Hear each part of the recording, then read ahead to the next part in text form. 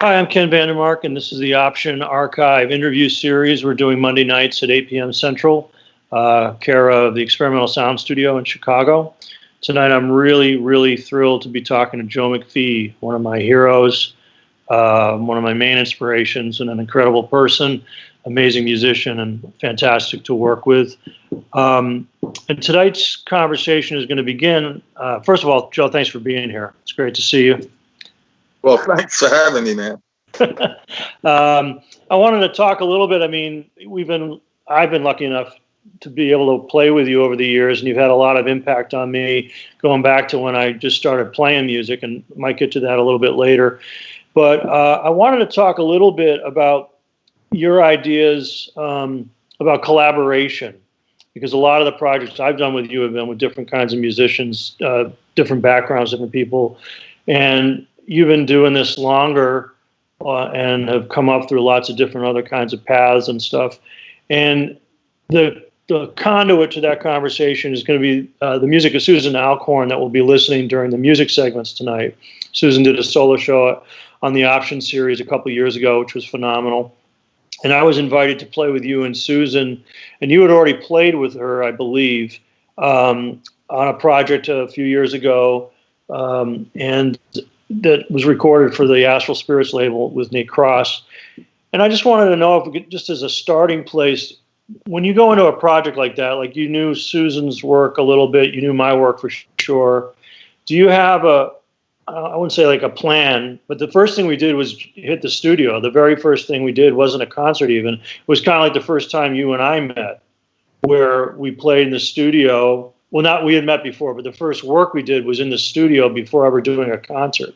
So the situation was a little bit like that with Susan. I didn't know Susan's work very well. I checked some of it online. I'd never heard her in concert. So when you go into a situation like that, whether with me and Ken Kessler years ago, or more recently with Susan and I, do you have a plan or a strategy or something that you approach it with, or you just go in and call it as it comes? Well, to go back to our first meeting, I had no plan whatsoever. I start with a blank slate, a clean piece of paper, and try to discover in the process what the possibilities might be and keep my ears open.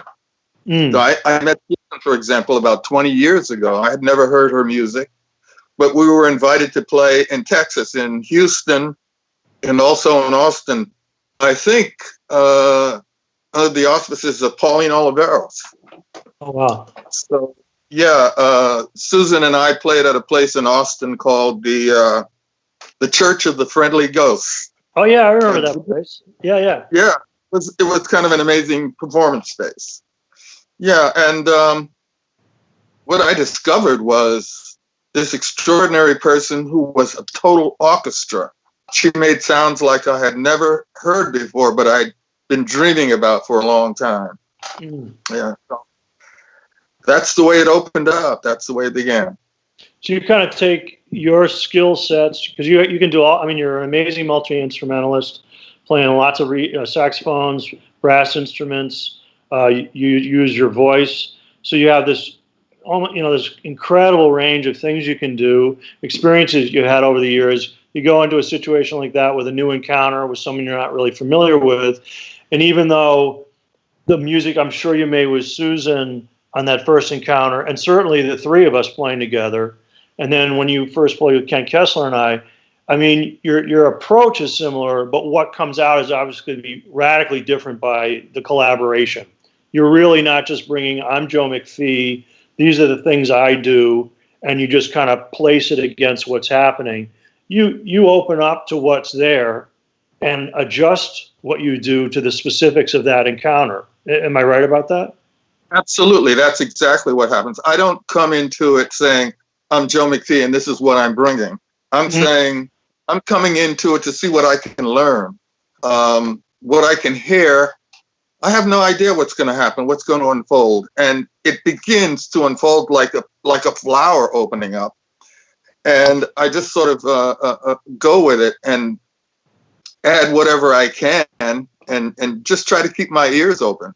And a lot of that, I think I learned eventually from Pauline Oliveros with her deep listening concept. Okay. Listening with the whole self, not just with the ears, but the whole room. I heard in the interview you did with Susan, she was talking about the same thing. Mm-hmm. Yeah. Mm-hmm. Well, let's get to Susan's music so we can reference that, and kind of when you talk about her playing, it's like an orchestra on the pedal steel guitar. There's no question about that. It's really stunning. The first piece we're going to play from Susan's performance on the Option series is a piece connected to Messiaen. Unfortunately, the introduction she gave, which is amazing, there was no microphone for her talking, so there isn't a way to listen to the introduction and make it audible enough for this performance tonight or this discussion. So we're just going to hear the music, but basically the first three notes of this piece are from Messiaen's score that she heard driving in a car to a country western concert she was doing in Texas. She had to pull over the side of the road and stop and just listen. She had never heard the music before. She was so taken aback by it, mesmerized by it. She got to the gig late and had to explain why she was late. And she said, "I heard this music by Messiaen," and they were like, "Who the hell is that? Like, why are you late?" You know. And then she played this piece. So I want to thank Alex Iglesian, who's doing all the engineering tonight and does the engineering on all these quarantine concerts, or most of them, that Experimental Sound Studio does almost every night of the week. They're doing amazing things with this and other programs they do, but right now this is an extraordinary gift they're giving to musicians and listeners everywhere. All these concerts take donations for the musicians involved. It goes directly to the musicians. You can donate by going to ess.org. It's very, very simple. It's very appreciated. And let's turn it over to Susan Alcorn. This is a piece inspired by Messiaen. If you could play that, Alex. Thanks.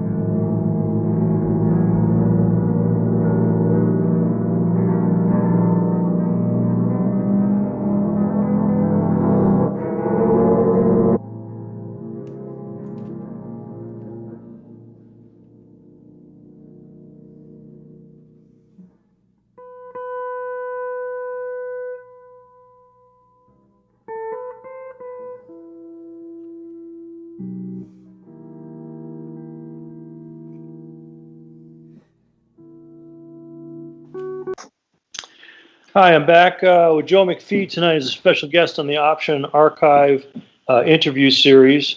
Next Monday, the series will continue at 8 p.m. Central with live performances and interviews, so please tune back in.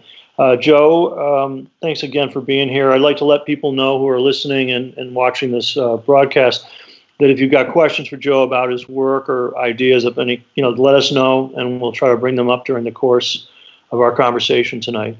That piece that Susan played just then was inspired directly by Messiaen. As I mentioned, the opening motif was Messiaen's, and then Susan built an improvisation from that.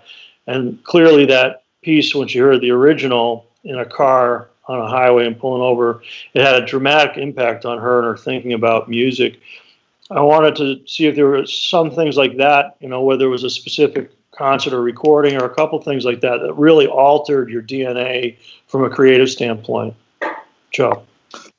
Well, one I can tell you very specifically was in 1962. I was 22 years old, and I had become quite a fan of John Coltrane, but I'd never seen him live or heard him live.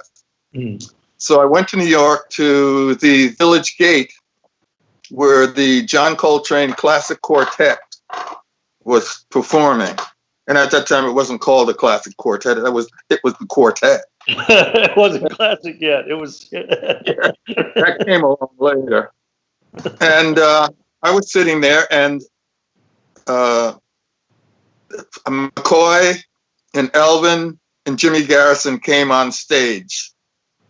And the only thing I could relate it to later was getting into a jet airplane, having the airplane taxi down the runway and prepare to take off. And they started playing, and it increased and increased, and finally John Coltrane came on stage, and it was like going from Z1 to Z2 to get to that takeoff point, feeling that rush, and then rushing at the wind and having caught it to just soar, to fly up. And I thought I was going to die. I couldn't breathe anymore. I didn't know what to do. And I stayed very late. It's about a 2.5 hour drive home. And I stayed until about 3 o'clock in the morning. And I was so caught up in it and actually tired. I sort of fell asleep at the wheel. And my car went off the road and got into the gravel, and that woke me up. And I took a little nap and finally went off. I'd never experienced anything like that in my life. I wasn't playing the saxophone at that time, and in fact, I wasn't playing any jazz. I hadn't started to play jazz at the time. I listened a lot. And the next time was about a year later, 1963. I was at Fort Dix in the Army. And I was in what was called advanced infantry training. But for me, it was a band training unit where I was taught how to play, how to write music, air training, et cetera, et cetera. Anyway, on a particular Saturday, I couldn't get home back to Poughkeepsie. There wasn't enough time. So I went to Birdland. And there was the Sonny Rollins Quartet with Billy Higgins on drums, Henry Grimes on bass, and what's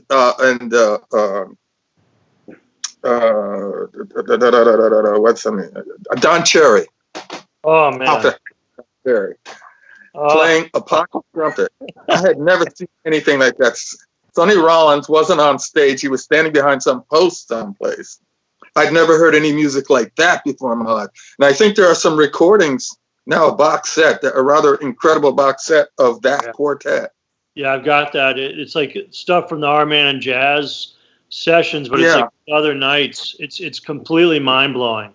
And Rollins does stuff on there that I've never heard. Like there's one stretch where he really sounds like Eiler. I mean, really like Eiler with the vibrato. Yes. I mean, just so wow! I can't believe you. Man. Crazy. Now, when you say like I can only guess the impact. Like I never had a chance to see John Coltrane play. I was lucky enough to see Don Cherry and Sonny Rollins play, and there's no question that was, yeah, life-altering. In terms of playing music, because at the time you said you weren't playing saxophone, even with the Rollins thing in '63, you hadn't started playing tenor yet? No, I didn't start playing saxophone until 1968. Oh, dang. Okay. Yeah. Because I was working at that time in an automotive ball bearing factory, which went on strike for 2 years. It's kind of stupid.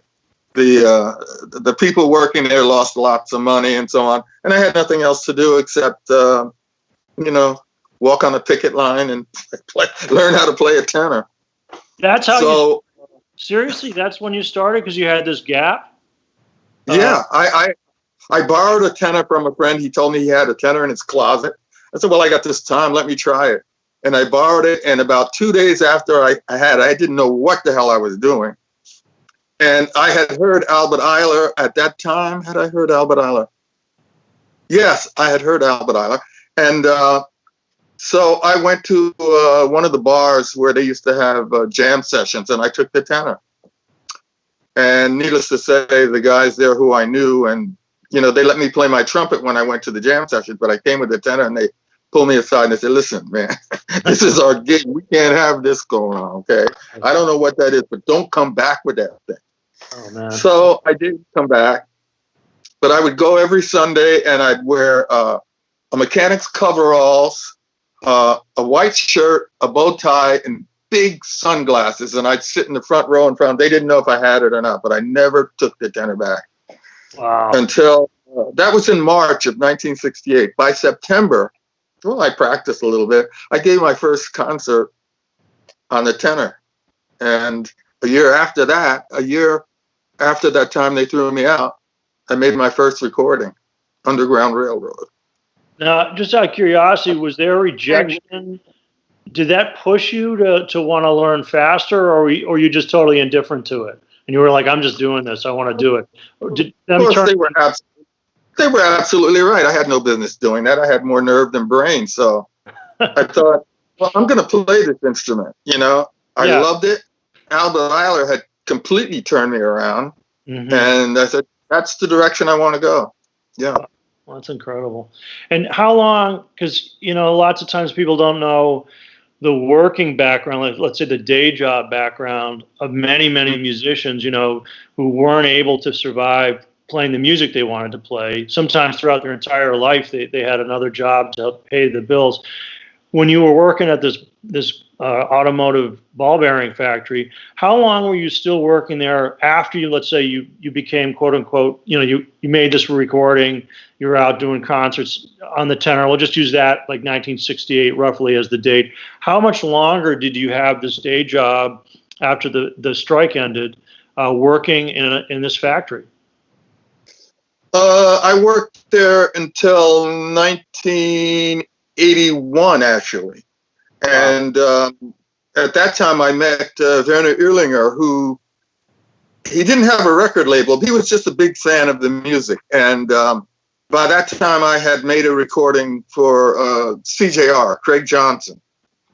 And now Craig Johnson was an artist who had no knowledge whatsoever of recording.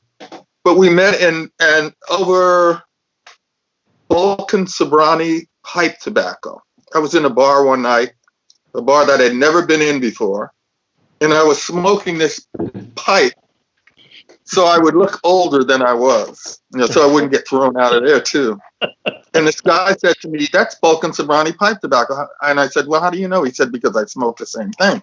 So we started talking about music, and it was mostly about Miles Davis, because I was a big Miles Davis fanatic at that time, and have always been.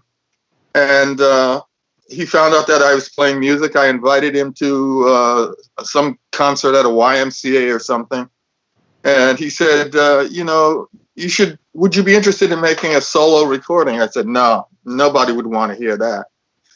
And he was friends with a man named Chris Albertson. Now, Chris Albertson worked for Columbia Records. He re-engineered, I suppose that's the way to say it, a series of recordings on Bessie Smith, for which he Grammy. And he and Craig Johnson were friends. So Craig asked him about, what would it cost to produce a recording? And they got some figures together, and Craig went out and bought recording equipment, and that's how it started. Just from hearing you and being inspired by hearing your music and wanting to work with you, he went out and learned how to do it. Yeah. That's incredible. And then Eulinger started Hat Hut in a kind of similar way, like hearing your stuff, and the label began kind of connected through your inspiration through your music. Is that right? Well, yes. Well, Werner Erlinger, like I said, he was a fan of the music. He wasn't a producer. In fact, he was working for Sandoz Pharmaceuticals at the time, and he had bought I think it was Underground Railroad or something like that. And he came to the States on some business for the pharmaceutical company. And he got in touch with Craig Johnson, and Craig invited him for dinner up in West Park. And he invited me as well. That's how we met.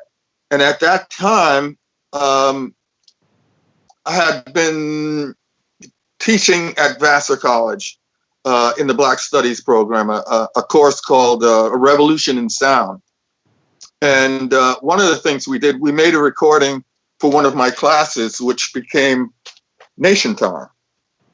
And it was Craig brought his recording equipment to this concert, and there were other recordings that were made at that same time. Nation Time wasn't the only one.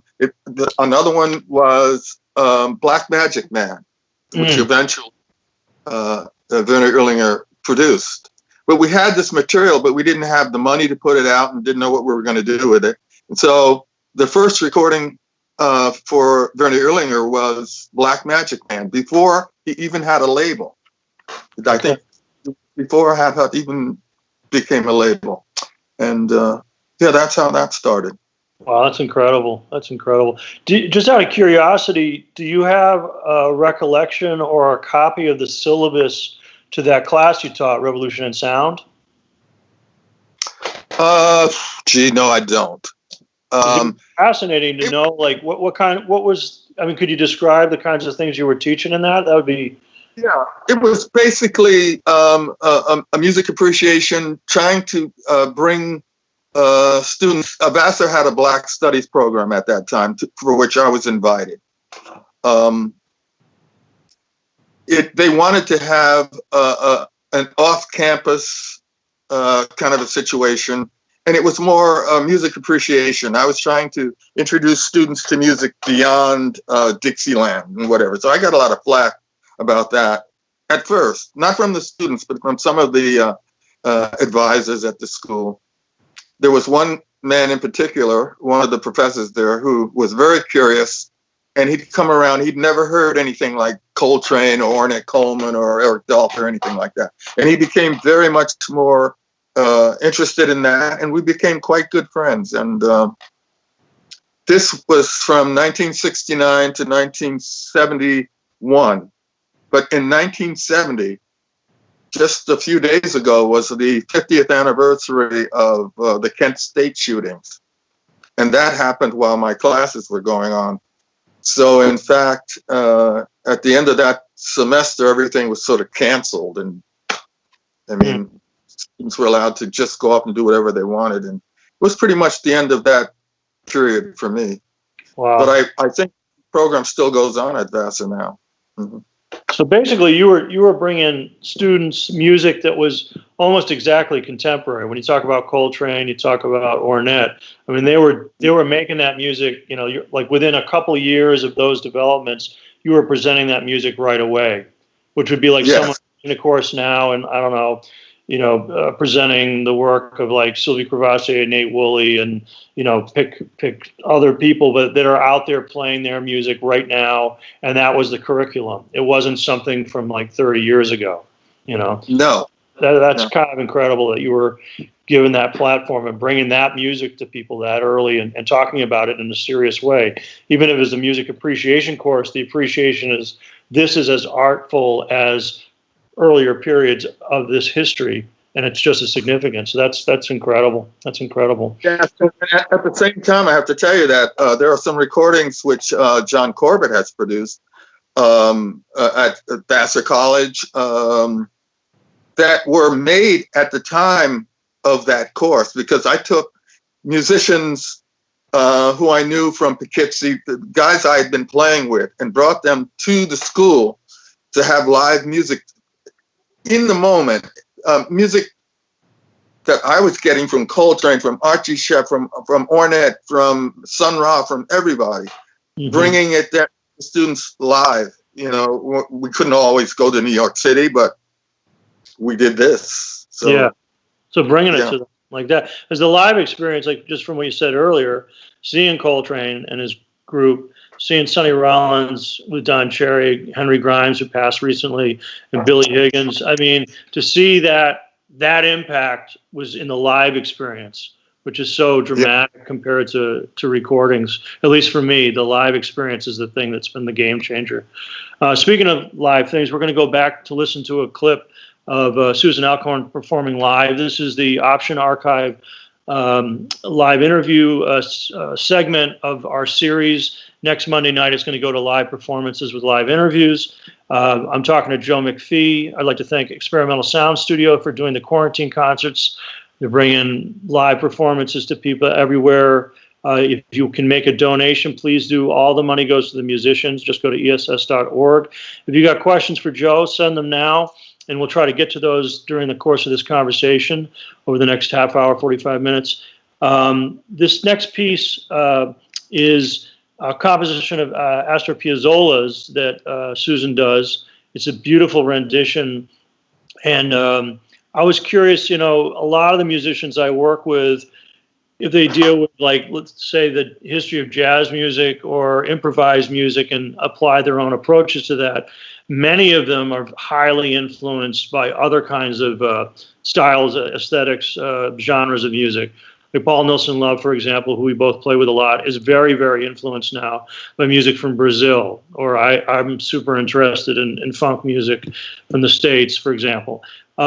Is there any kind of music outside of what you're associated with as a musician that you love to listen to that's had a really dramatic impact in the way you think about your own playing?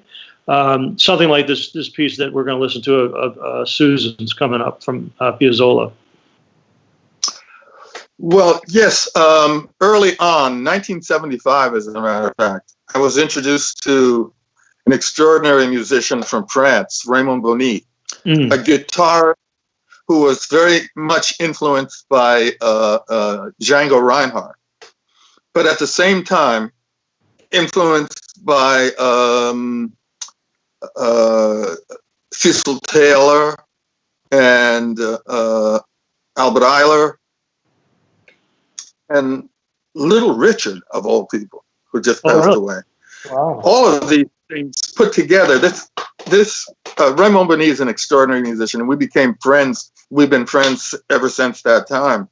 So listening to the music, the Gitan music in France, in Belgium, and being around that culture, that had a big impact on me. Mm-hmm. Okay, we're going to listen to Susan Alcorn's performance of a Piazzolla composition. Thank you very much, Alex Inglesian, for dealing with all the technical stuff, which is way beyond my grasp. So let's play this segment, Alex, and thank you.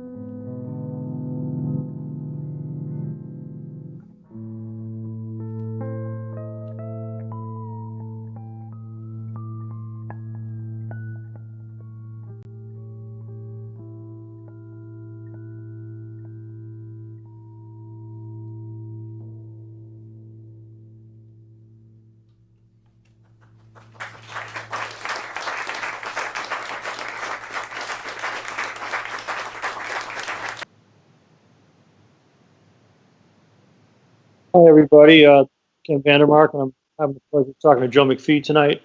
Kind of in different parts of the country, but sharing the same space somehow, as a lot of this seems to go these days. On the break, we were talking a little bit, and a big nod to Susan Alcorn, extraordinary musician, an incredibly beautiful piece by Astor Piazzolla. We were talking about Albert Eiler, and I got my A's mixed up in my brain. When that music was playing, Joe and I were talking a little bit about an article he recently sent to me and my father that was in the New York Times, an interview with Sonny Rollins, which was quite interesting. And part of that article described Rollins describing for himself a sense of not necessarily happiness where he is in life right now because he can no longer play the saxophone and can't do concerts, but kind of a place of acceptance of where he is in his life. And part of that acceptance was not necessarily missing so many friends and musicians he'd worked with, or longing for certain parts of his history where he was performing, because that was so central to his whole life. And just kind of bringing that up now and talking with Joe, Henry Grimes just passed, Little Richard just passed. It seems like every day, well, very frequently, we're losing amazing artists that can't be replaced. There's like another hole in the stratosphere with these losses. And now we're contending with this pandemic, which is altering our existence. And just kind of how you feel about that, Joe. Like, where does this put you? Do you, when we can't get together and we can't play, and we're looking at a question mark as to how long it will be before we can get into the same room together. Just speaking about you, me, and Susan, to play as a trio again. How are you approaching that? How are you thinking about it? Are you like in a Rollins space where you're accepting it and focusing on other things you can do right now?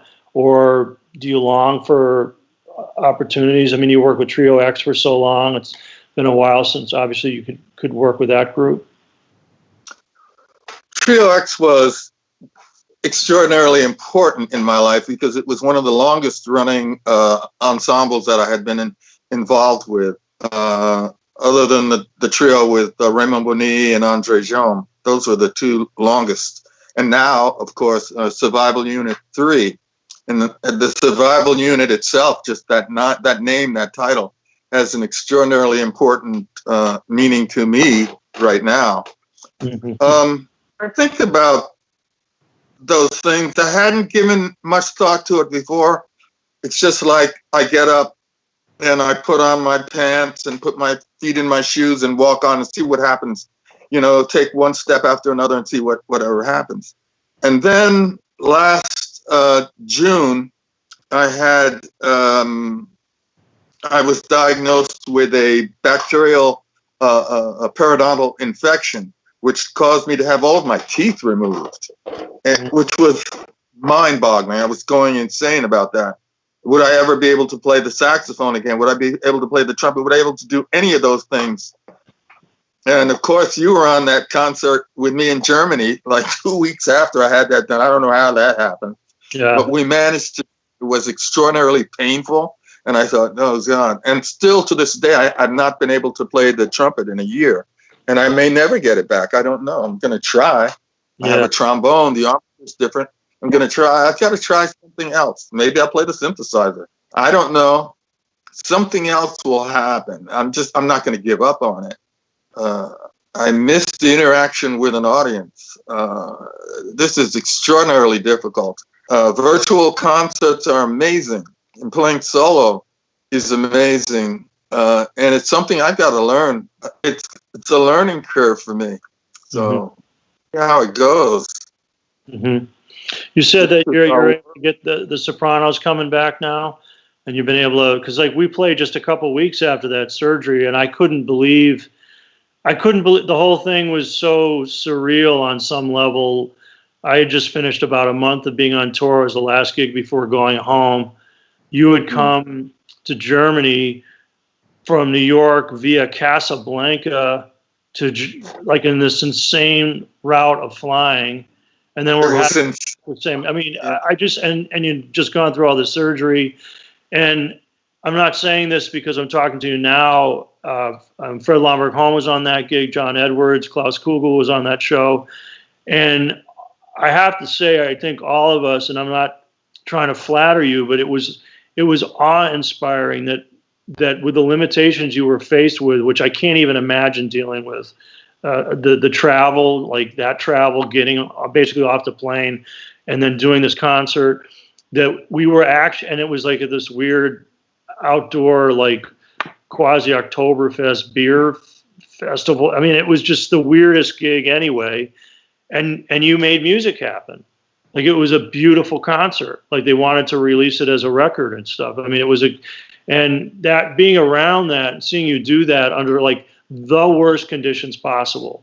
I mean, there were a lot of things that were really great about it. I don't want to, like say that I was very happy to be there on a lot of levels, but it was I can't imagine having a more difficult gig than the one you were faced with. And somehow you made it work. It was awe-inspiring. I knew I was with the best people possible. I knew that, and I didn't want to not do it. As a matter of fact, I canceled the gig in New York with Joe Morris and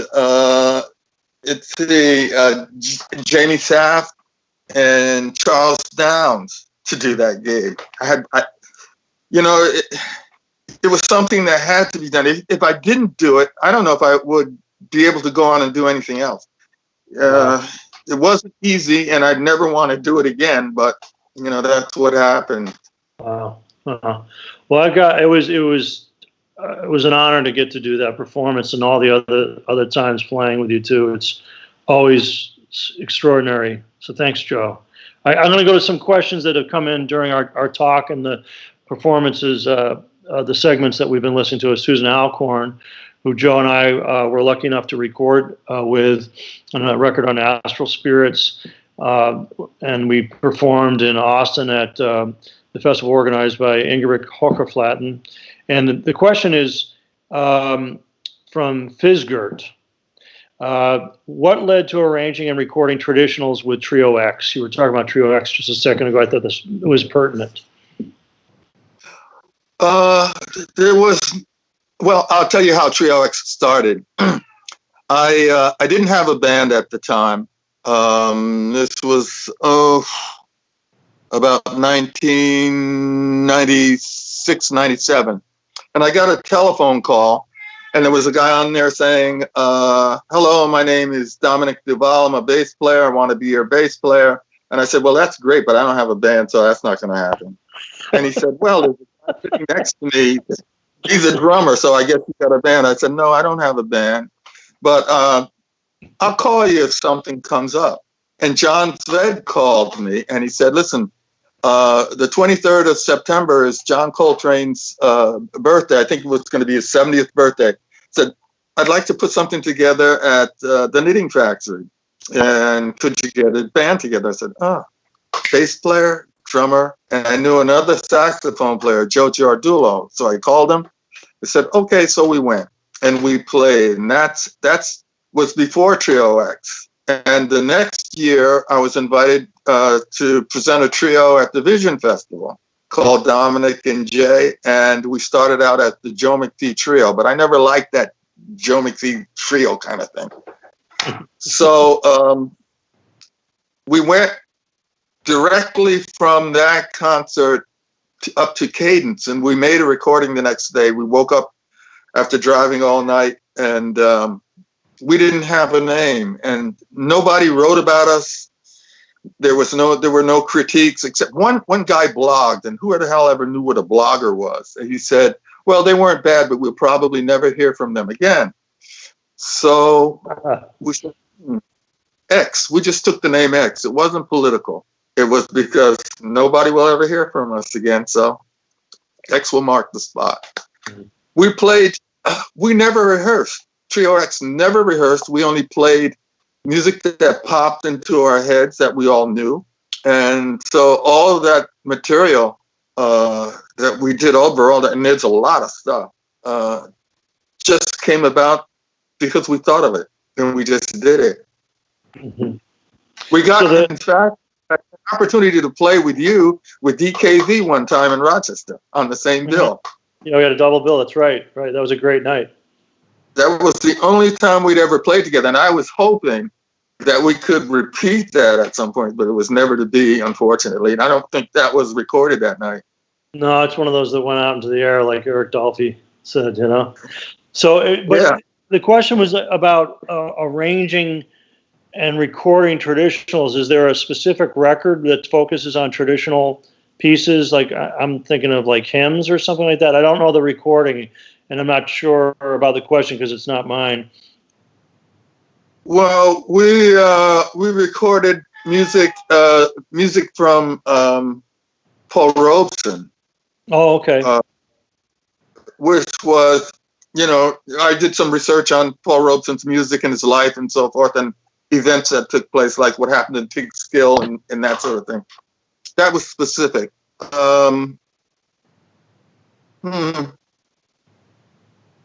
Otherwise, yeah, most of it we just chose things out of the air. Mm-hmm. Yeah. Okay. Yeah. Okay, I got a question, and I'm glad this one came in because you're a great poet, and poetry. My impression is it's very important to you. A lot of recordings have poetry included in the liner notes or in the cover art. So this question is: I know Joe writes it's from Algerhis. Okay, I know Joe writes poetry. Does he ever do this to accompany his music, or vice versa?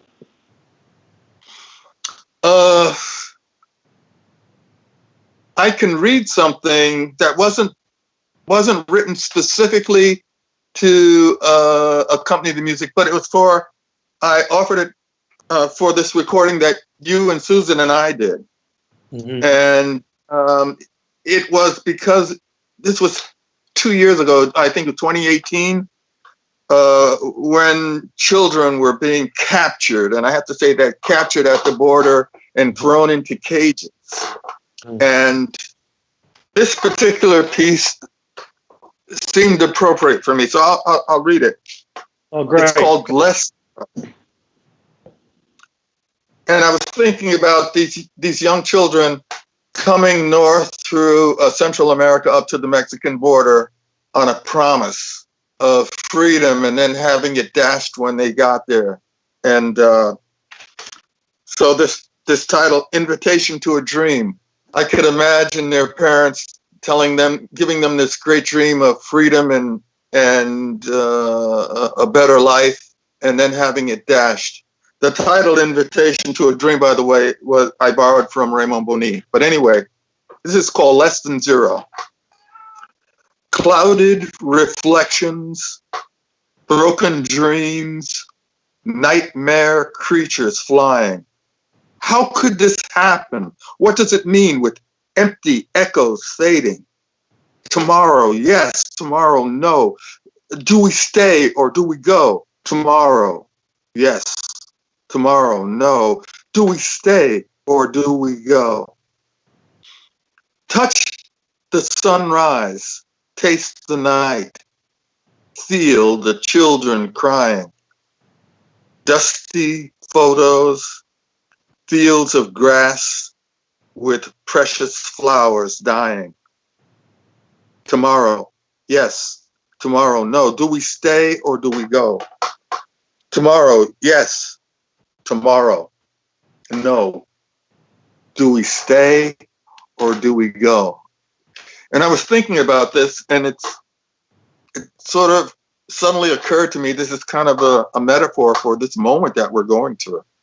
Mm-hmm. It's frightening, you know, reflections clouded.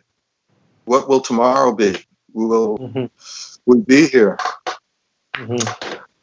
So, yeah, I love the way you read. Oh, you're such when you read your poetry, it just brings so much more out of it. It's just, I love listening to you. It's really great. It's fantastic. I remember seeing you and Hamid Drake do a performance at Steve Marquette's Instigation Festival this past February 2019, in just in a living room in a house. It was so intimate and beautiful. And yeah, really memorable. So yeah, thank you. Thanks for reading that poem. And that title is the title of the record that we did with Susan together, and it all really brings it close. Let's do one more question here, and then we'll turn it over to something regarding the music of Susan Alcorn. I'm talking to Joe McPhee tonight. I want to thank Experimental Sound Studio for all they're doing with the quarantine concerts. I want to thank everybody who's donated to the musicians when these concerts are happening. All that money goes directly to the performers. So please donate tonight if you can. It is deeply appreciated. Just go to ess.org. If you've got any more questions for Joe, send them in. We're going to be here for a little bit longer. And Joe's got stuff to do, I know, and I've got stuff I want to. We'll just leave it at that. This next question. I love you. Okay, this next question is from Quick Sales. Joe, would you? I'd love to hear your thoughts on this new to many online streaming performance platform. After your long career of live IRL performances, how do you feel about partaking yourself? And I loved your set a few weeks back, which was, I believe, part of the Sequester Festival organized by John Corbett and Jim Dempsey, of Corbett versus Dempsey, curated by them and presented on the Quarantine concert series. I was terrified. But I have to say, Dave Rempus gave me a leg up on it. And I saw a performance of Dave, and it really inspired me. And of course, I made that performance in my brother's cave. The signal was so good, so there were technical problems, and the image was all pixelated and all like that. And I thought, oh God, this is horrible. Nobody's gonna like that. And I'm playing into my phone. Is this really happening? I'm playing into my phone. This can't be happening. And it's a learning process for me. I've got to get used to it, because I think for the time being, this is going to be the new normal, and I've got to find a way to deal with it. Mm-hmm. It wasn't that comfortable for me. I'd have to say that. Mm-hmm. Because, especially playing solo, I get so much from the audience. I really, they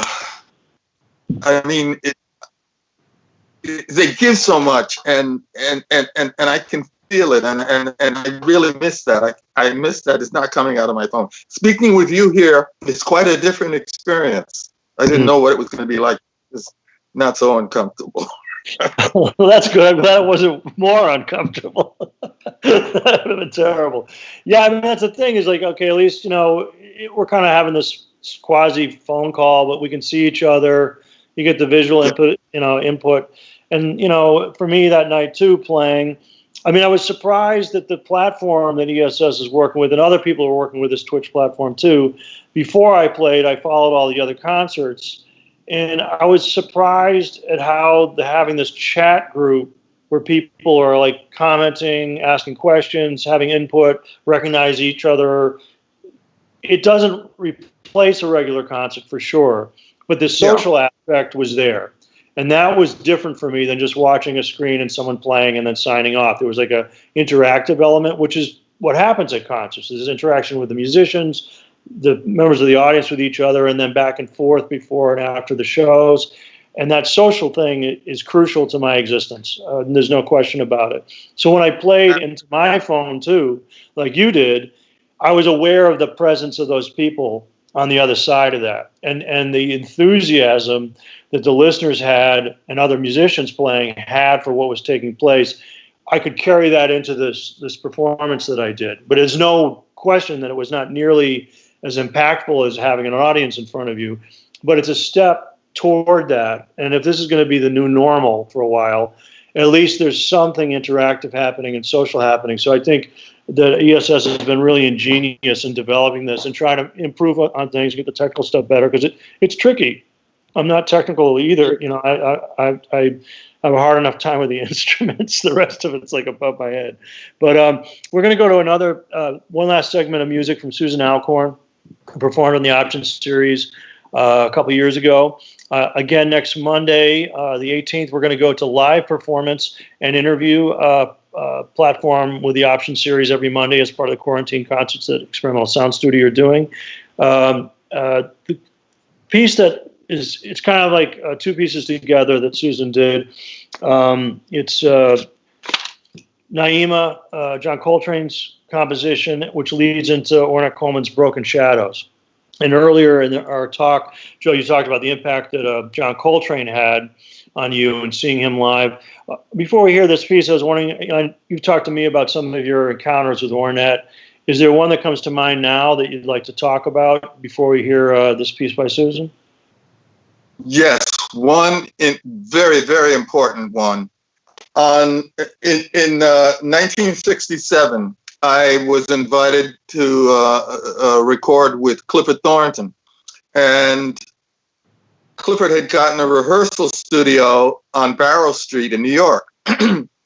And at that time, I only played trumpet, and I was in this apartment playing my trumpet, rehearsing for this a concert. It was on I think a Wednesday or something like that. And a knock came on the door, and I opened the door, and it was Ornette standing there in the doorway, and he had this beautiful trumpet, and he said, "I heard you playing." He said, "Try this." He said, "I've got to visit my family in Fort Worth." He said, "But we've got a rehearsal room right across the hall. Just put it. The door's open. Just put it back when you're finished." And I couldn't believe that happened. And he left. The door closed, and I wiggled the valves a little bit, and I said, "I can't do this." So I waited until I heard it close, and I took the trumpet and put it in the room, and there was David Eisenson's bass and Charles Moffat's drums and its vibes. Closed the door, and I got in the car later, and I drove back to Poughkeepsie. And on my way home, I heard on the radio that John Coltrane had died. Couldn't believe that. Oh my God. So the recording session was supposed to be on the following Saturday. So I went to New York on the Friday for another rehearsal. And I'm playing my trumpet, and a knock on the door again, and it's Ornette. And he said, "Are you going to go to the funeral?" And I said, "I don't have clothes. I didn't bring clothes. I can't go." He said, "You don't need clothes. You just go." You're talking about John Coltrane's funeral. John Coltrane's funeral. Yeah, it was. I believe it was the 21st of July, 1967. So I went there, and of course I saw John Coltrane in his coffin. He was wearing this beautiful dashiki. It wasn't a sad service or anything like that, but what I heard was Ornette Coleman's quartet and Ornette Coleman's quartet up in the balcony. The church has changed now. I think they demolished the old church and built a new one in its place there. But I was there, and I came outside. Now, I don't know why Ornette was doing this. I never figured that out. But I came outside, and I was standing outside the church, and Ornette came out, and he said he was with Billy Higgins and a drummer named Harold Avent. Now, Harold was the drummer on the Freedom and Unity recording with Clifford Thornton. And he said, "Listen, we're going out to Long Island to the cemetery. Do you want to go?" Do I want to go, right? Yeah, right. A Cadillac limousine pulled up. Billy Higgins, Ornette, and Harold and I get in the car and we go to the cemetery. But we got stuck in traffic. And by the time we got to the cemetery, the service was over. And there was Ornette, an image that was never photographed, but there was a tent over Coltrane's grave with Ornette standing there. Now, I've told that to journalists because there are no photographs of it. Wow. So that was an extraordinary moment. Yeah, that must have been really powerful. Well, we're going to turn it over to some music connected to these two musicians. Naima, a piece by John Coltrane, Broken Shadows, a piece by Ornette Coleman. I've been talking to Joe McPhee this evening. We've been listening to Susan Alcorn. We're going to come back after this performance and take any more questions you've got. Please send them to the chat. Alex Inglesian will send them over to me, and then we'll call it a night. Alex, please cue this up. This is Susan Alcorn, Naima, and Broken Shadows.